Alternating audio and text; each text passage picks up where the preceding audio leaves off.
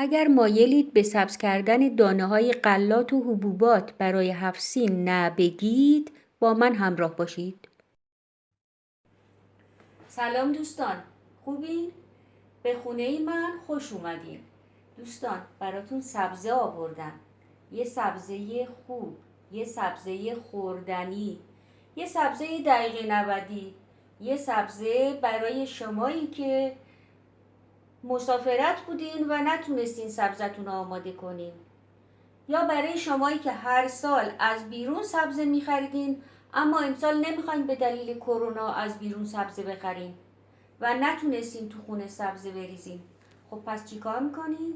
این سبزه رو آماده میکنین. سبزه‌ای که روز آخر میتونین اون رو آماده کنین. سبزه‌ای که میتونین بعد از سال تحویل نوش جانتون کنین.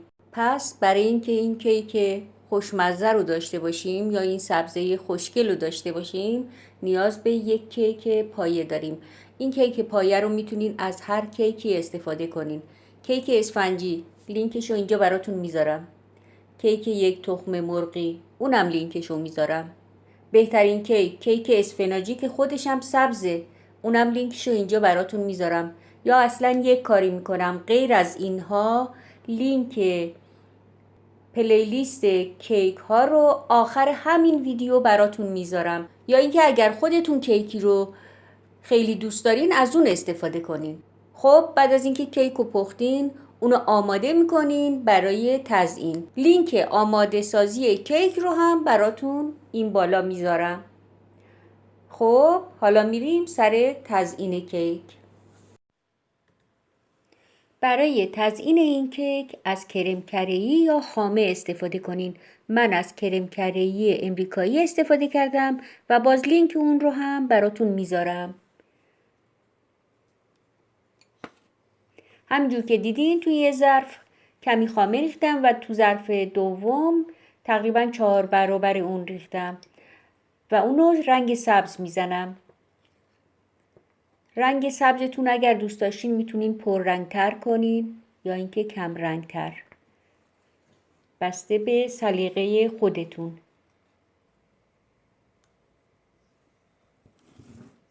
خب حالا قسمت کم رو هم رنگ صورتی میزنم. البته من از رنگ قرمز استفاده میکنم، مقدار کمی میزنم و صورتی میشه.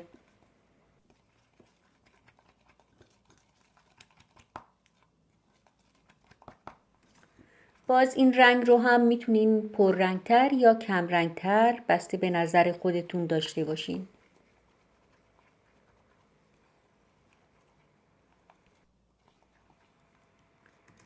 برای تزیین این کیک از ماسوره شماره 235 که شکل نمک پاش رو داره استفاده میکنم. اولا باید توی قیف مقدار کمی از کرم بریزین، به خاطر اینی که در اثر حرارت دست، گرمای دست یه مقداری باز میشه کرم و درست دونه های چمن یا همون دونه های سبزه از هم باز نمیشه. دوم این که زمانی که ماسوره رو روی کیک میذارین سریع به طرف بالا بکشین تا دونه های چمن باز بشه و به هم نچسبه. خیلی با سرعت این کار رو انجام بدین. در ضمن ممکنه بعضی از اینها بلندتر و بعضی کوتاهتر باشه، هیچ ایرادی نداره.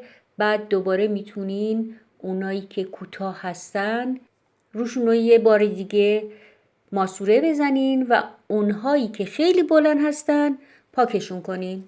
اون قسمت رو از روی کیک بردارین.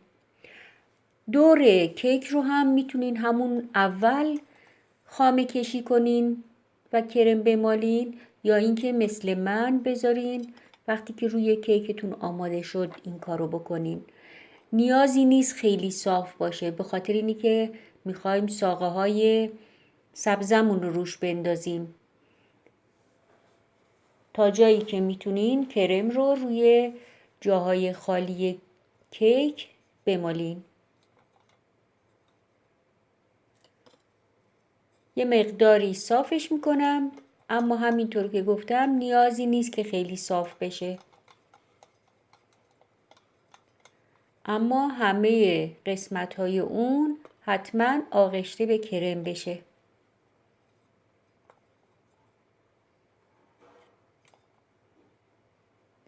بعد از ابزار مخصوص قنادی استفاده میکنم یا اینکه از چنگال به این شکل و ساقه های سبزمون رو روی کیک میندازم یا اینکه با چنگال به این شکل. اما اگر ابزار مخصوص قنادی باشه خیلی بهتره. اگر از چنگال خواستین استفاده کنین، از چنگال میوه خوری استفاده کنین که ریزتره و نقش ریزتری میزنه.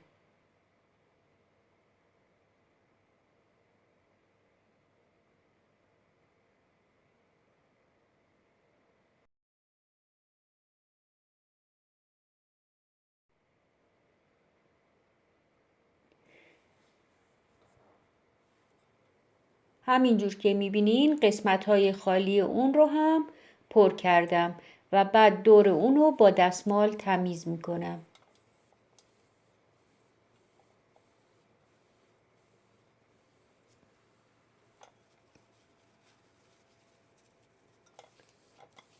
حالا از ماسوره شماره 22 که یه مقداری سر اونو خودم باز کردم استفاده میکنم و رنگ صورتی رو به عنوان روبان دور سبز استفاده میکنم.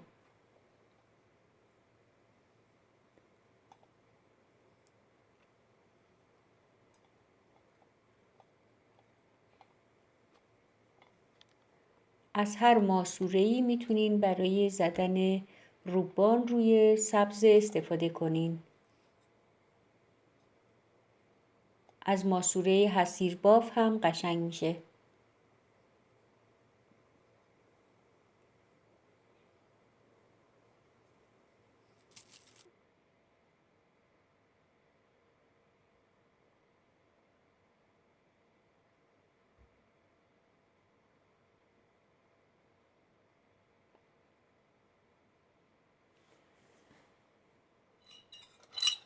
خب حالا باقی مانده رنگ سبزی که داریم یه مقداری رنگ زرد توی اون میریزم. میخوام قسمت پایین سبزه که همون گندم های سبزه هست و رنگ روشن داره تقریبا اونا رو بزنم. یه مقدار دیگه باید روشن بشه. یه قطره دیگه رنگ زرد میریزم تا کمی روشن تر بشه.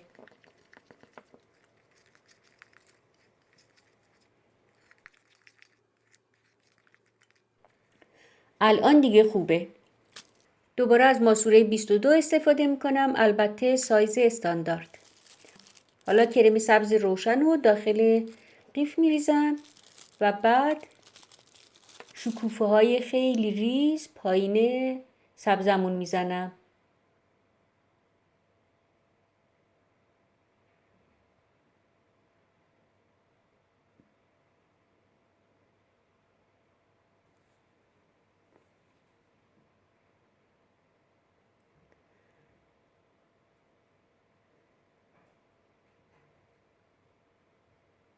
در ضمن اینو بگم شما میتونین کیک رو بپزین و داخل فریزر بذارین و روزی که میخواین استفاده کنین و تزیین کنین اونو از توی فریزر 1 ساعت قبل در بیارین و تزیین کنین.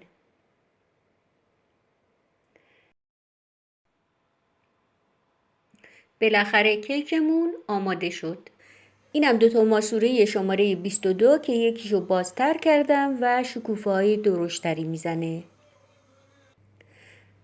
با داشتن این کیک دیگه نیازی نیست که دانه های غلات و حبوبات رو سبز کنین و در کل اسراف بشه.